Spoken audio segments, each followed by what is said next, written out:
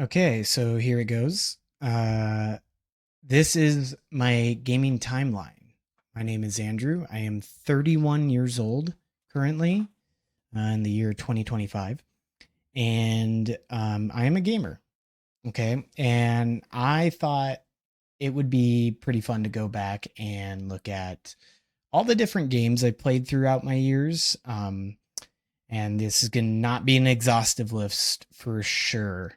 But this is a probably detailed list of like the games that I've played the most and how they kind of shape the person I am today, to be honest. Because, many of you guys as gamers probably know uh, it shapes who you are.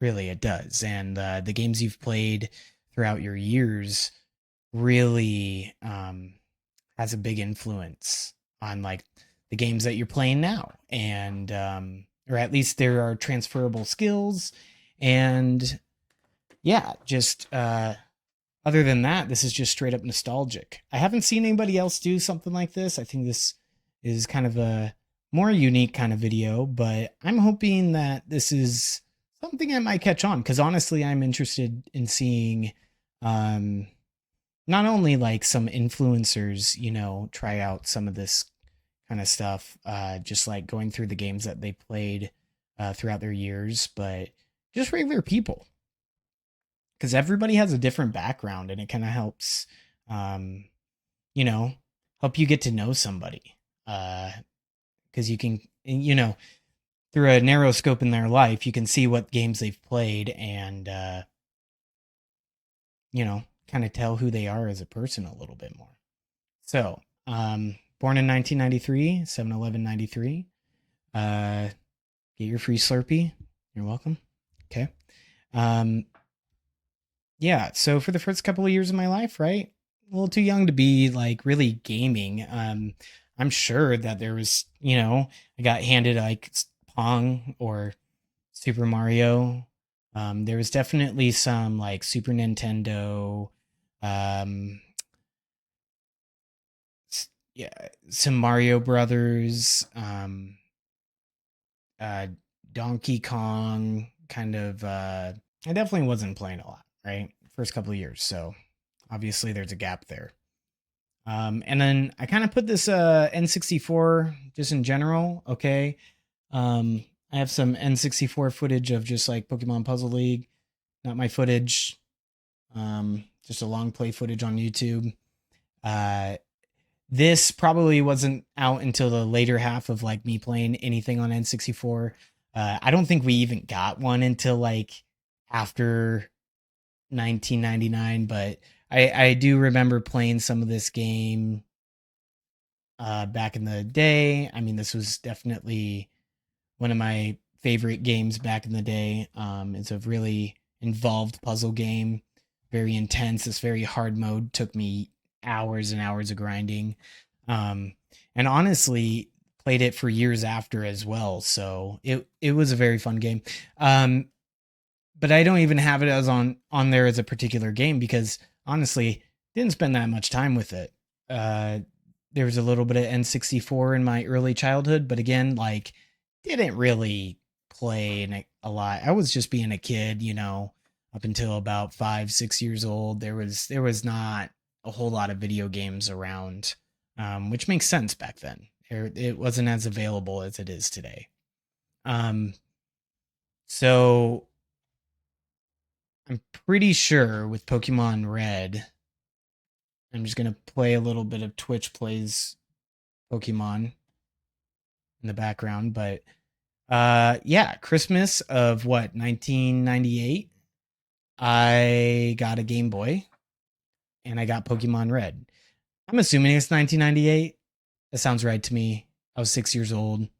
Um, a little bit of a late bloomer when it comes to reading. So I remember getting this game being like,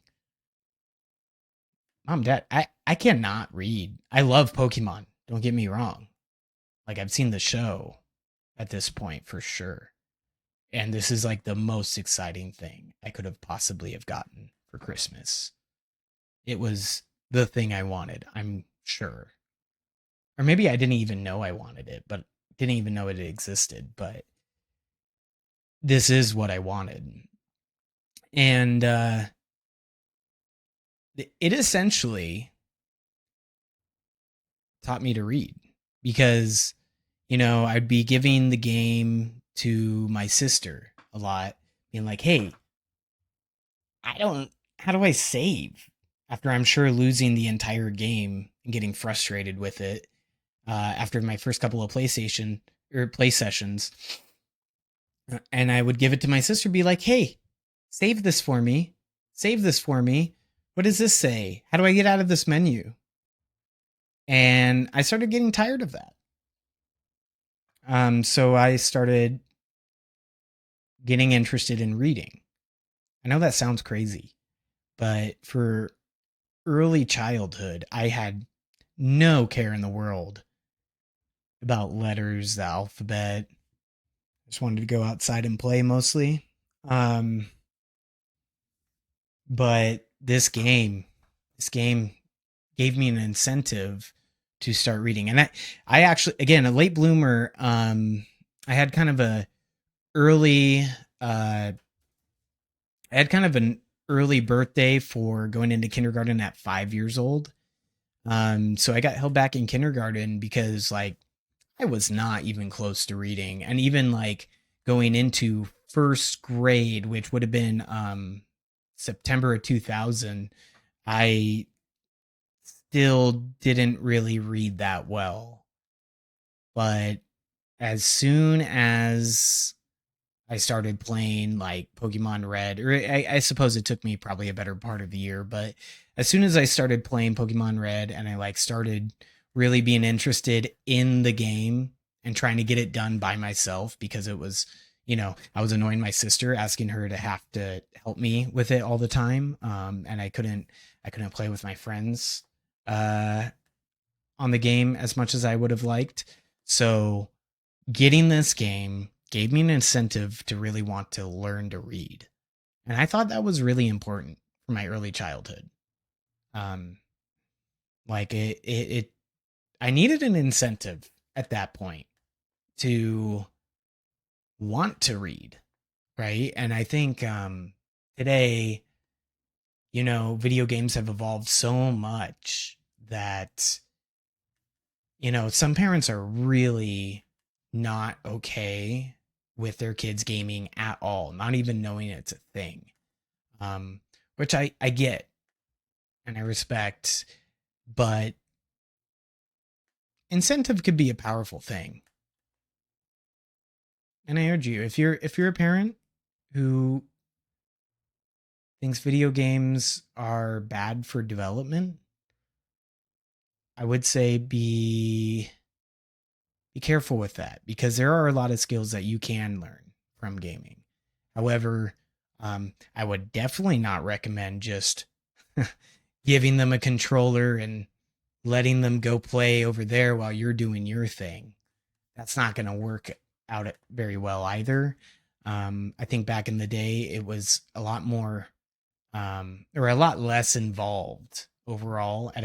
So for a kid who is like 5 or 6, Pokemon Red, it was a very closed system. Like I couldn't go and interact with people online, right? So that there are definitely different things, but I think monitored gaming is good in a controlled environment, right?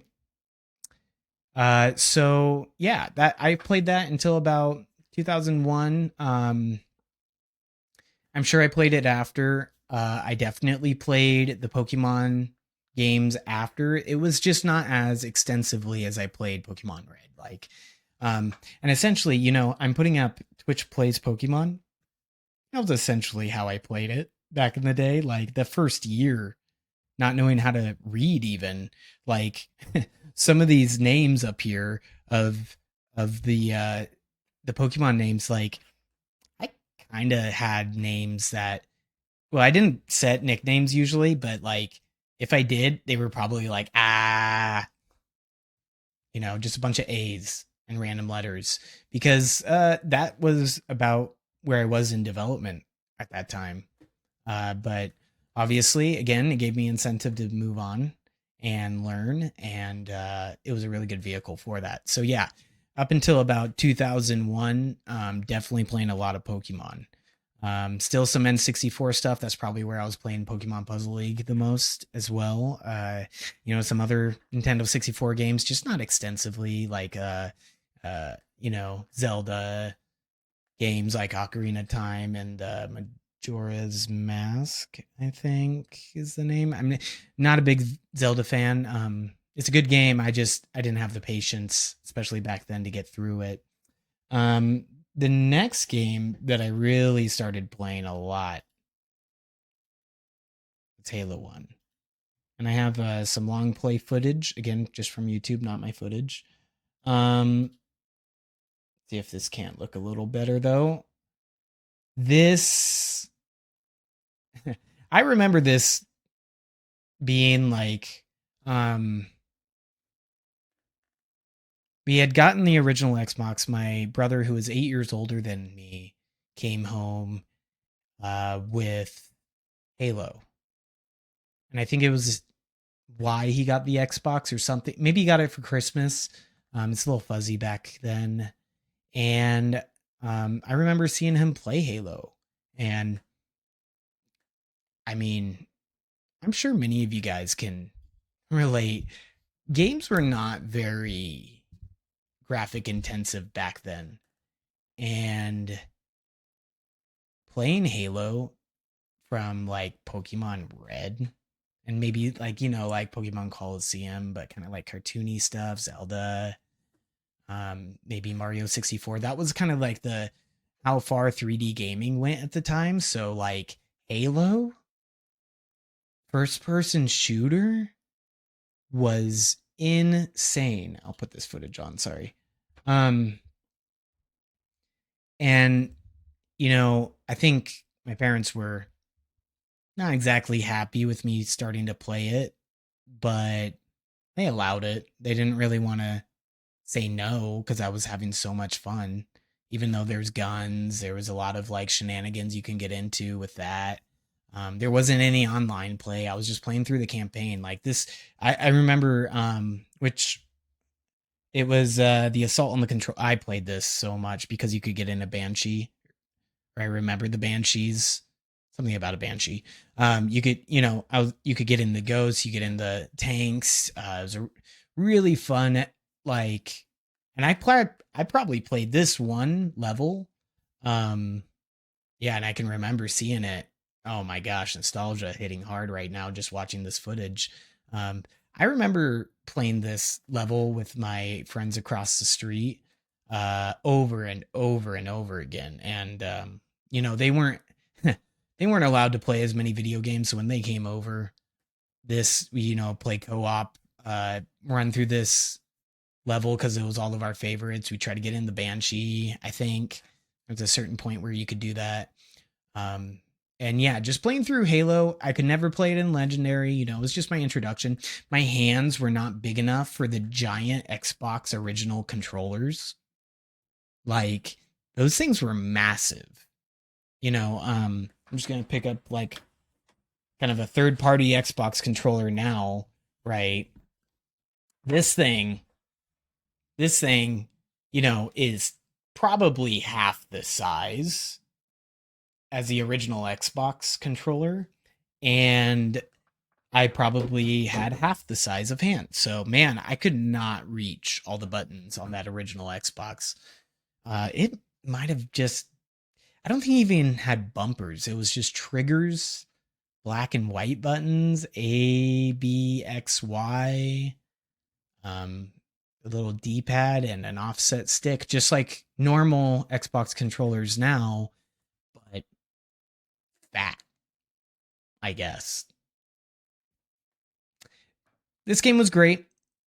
A lot of good memories, a lot of good like LAN moments with this game. Probably the best I've ever had LAN moments. Because that's all you had. There was no online. There was there was ways to play online, I guess, back then, but I was too young to know any of that. So yeah, on the original Xbox, that's pretty much what I played. Um, yeah, and that was pretty much all I played. I'm sure first and second grade. Not as much incentive on the reading, but I was kind of like taking off in school anyways at that point, so it didn't really matter. Then I have some fun footage here. Um, you can see we got to RuneScape. Okay, old school RuneScape here in around 2003. Um, and which is one of the reasons I can actually remember this is just because like I was in third grade, and I remember talking to my friends about RuneScape. It might have been actually more in 2004, but I think I started playing maybe later in third grade, later in fourth grade, something like that. But yeah, no, like it was easy for me because 2002 was second grade, 2003 was third grade essentially, and yeah, I remember, you know, again, kind of going back to like the reading and writing stuff. This, like again, I was taken off at this point, like that wasn't really an issue anymore for me, but it was more. This game taught me actual like social skills. I remember my best friends at the time, like uh, right after we were kind of like we got off of dial up, we would call on the house phone for like hours just to play RuneScape, and I had to fight everybody to for the family computer time to play this on the website. It wasn't even something you played on the computer. Um, you know, Played it for free for the first couple of years, I'm sure, until I begged my parents to get me membership at some point, probably in middle school, 2000, 2005, 2006 time time area. Um, just put a little bit of footage of the Falador massacre. If you guys know, you know. Um, this was a crazy game for learning how to plan. Like, I was always like, so I struggled with language and like learning to read and write early on. But I didn't struggle with numbers at all. And I remember in recess, I was daydreaming about RuneScape and being like, man, if I just, doing the math in my head, it's like, okay, so I get like 15 experience for mining an iron ore. And if I can mine iron ore at a rate of like, this many an hour, I can make this much gold to get my mithril and to buy my mithril longsword from the Varrock, sword shop. And, oh, it'll take me this long to get to 99. I only have to do 20,000 iron ore or something. Wrong examples, I'm sure, but this game really got my mind going. Oh my. Yeah. I wasn't quite that involved in RuneScape as the footage shows. Again, not my footage. Falador Massacre. This is a nostalgic day. This was insane in middle school. Um, but yeah, no, this game taught me all about like, well, to trust people or to not trust people. Like, I got scammed several times, led into the wilderness. Um, I remember at a certain point, me and my best friend, he couldn't get membership, so we would like kind of share an account. My account's not even active anymore. It's been banned essentially for that similar reason. I didn't really know as a kid, but I remember before the Grand Exchange was even a thing, we merged, right? Like we would type in, we would just, buy Barrows items for lower, and then in Falador, we just walk down to the other side of Falador and sell it for 20K more. And we did that all the way up until getting a whip at like 4 million GP. it's a traumatic experience just talking about it. Um, and then and me and my friend would switch on and off merching just to build up a cash pile. We got 1 million gold, 2 million gold. Um, I think he bought a Santa hat at one point and then lost it pretty early on when it was like 500K. Um, if you guys don't know what I'm talking about, I'll be done soon. Uh, and then we got 4 million gold because I wanted a whip. It was new, and very expensive, 4 million gold, and I wanted it, even though I had like barely 70 attack, barely enough, you know. Um,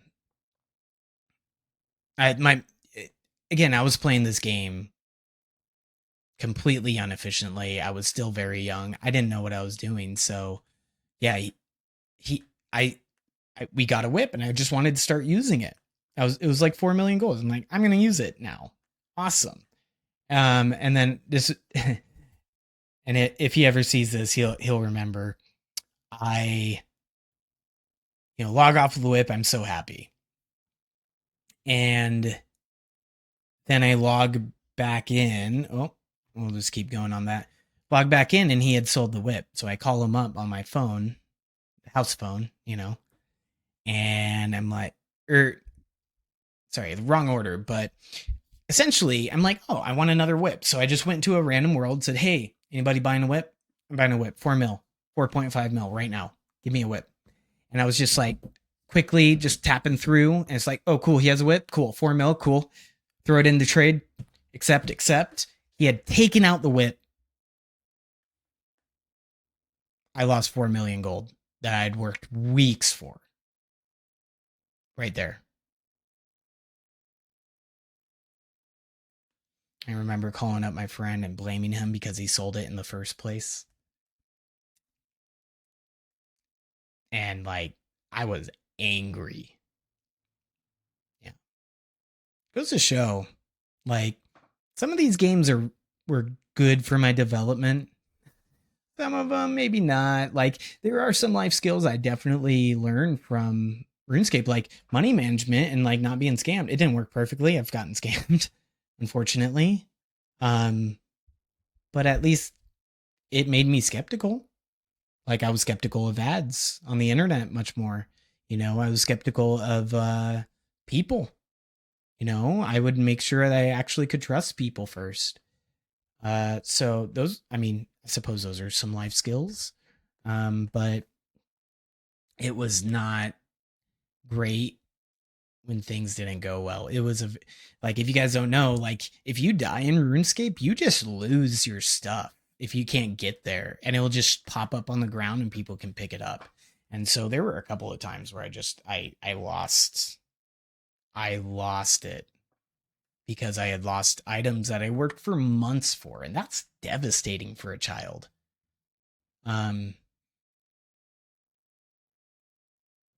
So yeah, lots of good memories with RuneScape.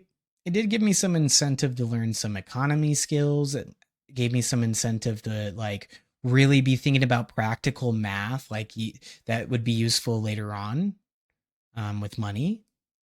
But um, social skills, I was still probably pretty young to be on a game online, even just through a text format, just unfiltered.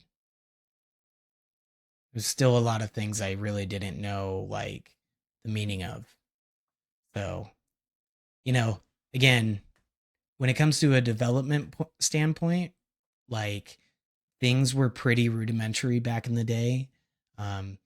Nowadays, I see a lot of issues with early childhood games like Roblox. Like, have some really bad things in there because it's almost all social right away and social media type stuff. And I'm sure there's a lot of pressure from kids who want to play with their friends on Roblox.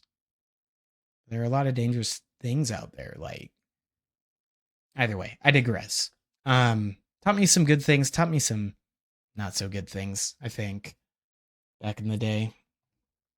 Um, Next up is Halo 2. So kind of continuing on, I think this is Halo 2 is still on the original Xbox, but maybe just starting out with the Xbox 360. I think the Xbox 360 because I remember, yeah, you can go online with that. This is a Walshy montage from Halo 2 way back in the day. Terrible quality, my goodness. But 360p, this is like a 15-year-old video. Um, this was insane. I wasn't that good when I started going online.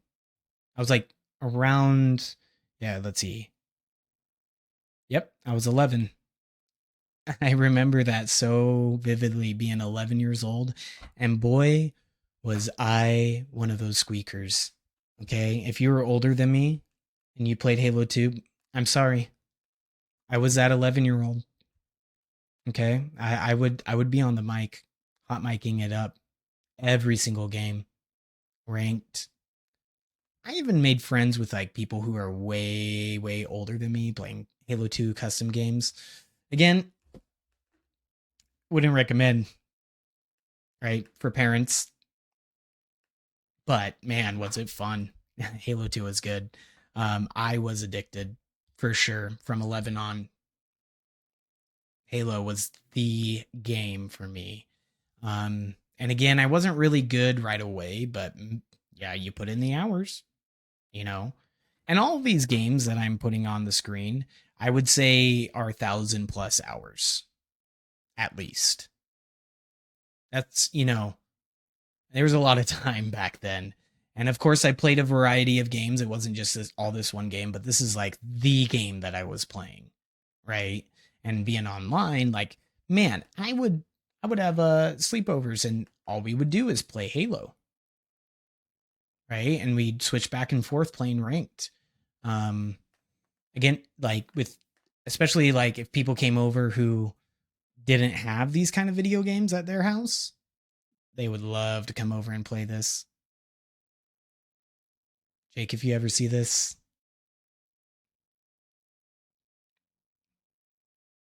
I wish I would have let you come over and play more. I know that you really enjoyed that time. He was a little older than me. And at a certain point, like, I kind of told him he can't come over because he just wants to play Halo. But I didn't know back then that it was probably a troubled household. I don't know, but either way, um, it was fun. This was great. I got to like uh mid-level 20s in rank. This was where custom games were a big thing, right? You get into like modded lobbies, or you get into um or you get into glitching lobbies. I remember glitching and getting out of the map. That was super fun. Trying to learn the button combos, BXR, BXB. That was really cool. It's like the first kind of esports like ever that I got involved in watching. It was pretty early in the esports kind of days, but it was amazing. I loved Halo 2. Um and I in fact loved Halo 2 so much it really incentivized um some other parts of my life as well, but I'll get to that in a second. Um so yeah, Halo 2, along with that, and you can see these are all overlapping now, right? I'm not exactly sure when I started playing World of Warcraft on my own. We didn't really have computers that were very good for it. It was very, very, very laggy. Trying to go into like a main city and even walk around until about 2008. But I definitely played it near 2004, 2005, 2006, like at the tail end of vanilla, probably. Um, and yeah, I mean, sorry, put on the footage there again. This is Red Snappa. If anybody, again, this was great, great stuff, especially 15 years ago. Start watching this nowadays, and I'm just like, So it's quality. Um, but yeah, this was the kind of content I would watch back then, right when YouTube was like just coming out. And yeah, so I didn't play a whole lot. I think I got to like level 30 before BC came out, which is I think 2006 to 7 time. I didn't get to play a whole lot of this. I think convincing my parents to pay $15 a month for this game and RuneScape $5 a month was pretty tough. I made it happen somehow. I was kind of privileged in that way. Thanks, Mom. Thanks, Dad. I really do appreciate that. But, they supported my hobbies no matter what they were.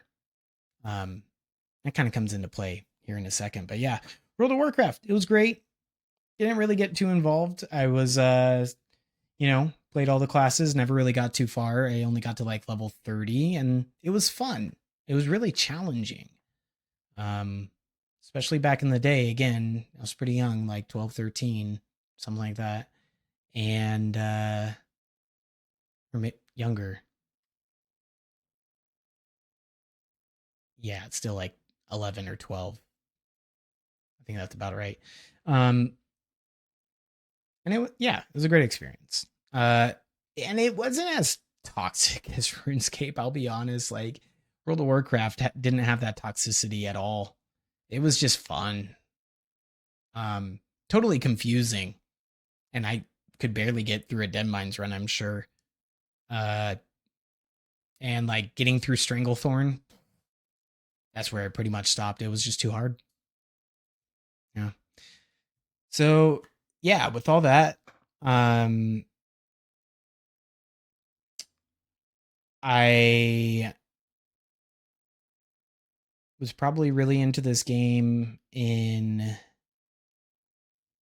during the Burning Crusade launch, but I wasn't a higher level at that point. So I think still 2006, 2007 area, like I never even got a character to max level. I think by the time Wrath of the Lich King came out in like around 2008, something like that, um I had only gotten a character, a hunter up to level 62. I never even made it to max level yet again.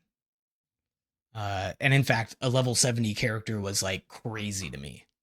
It was crazy that people spent that much time just leveling up. Nowadays, it's like, man, how much time did I spend just not doing anything? Either way. All right. So here's the thing Halo 3 is kind of like a turning point for me where I went from just playing video games to being competitive about it. Like again in Halo 2, I made it about level 23 in ranked, something like that. Maybe 27. I remember 27. Uh but that were, out of 50, that really wasn't that crazy. That wasn't that good. Um but I was definitely very into it still. I think this was the majority of what I was playing at the time still. And towards the second half of Halo 2, uh I was in 7th grade, no, 8th grade. I was in 8th grade. I was gaining some weight because I was not playing outside as much anymore. Definitely spending more time on like Halo 2. And and my parents were still not like super psyched about Halo because they saw how much I was playing it. They didn't really like the gun aspect of it. They didn't like really that kind of messaging, but and so I was trying to convince my mother the buy me Halo 3 the day it came out. I was like, I like this is like all I want, mother. This is all I want. Let's see, what was the launch day? It was something like, yeah, September 20th or something. It was before Christmas. And I begged her. I'm like, what can I do to get you to to help me get Halo 3 the day it comes out? Like, and then my friend, I remember Drew, he was a little bit more into sports at that time, or different sports. And we were talking about it, and it was like, ugh, cross country. That sounds like it sucks. Like, why would you even want to do that? He's like, no, if you do it, you might really like it. We were on the soccer team together. We were best friends. We played Halo 2 together a lot. And I was just trying to convince my mom while we were riding in the car doing something. And he was like, well, why don't you join cross country? You might like it. And I was like, no, no, no. I would not like that. And my mom's like, well, if you join cross country, I'll get you Halo 3 the day it comes out. Either way, I joined cross country. Really didn't like it. Um, did the whole season. I was the slowest racer at our championship meet. I mean, I did like the different sport. I had played all different sports growing up, like a little bit of baseball, mostly t-ball, and like up to pitching machine. But when I was sitting down in the outfield, my parents just took me out of it. I was so bored. Hated baseball. Played soccer is how I met Drew. And we really bonded over Halo after a couple years on the team. And that's pretty much all I've been doing, just seasonally soccer up to that point.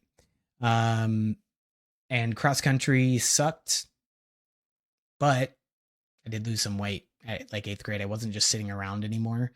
I was back to being like more active, like I was in my younger childhood years, and so so yeah, and it got me to get Halo 3 the day it came out.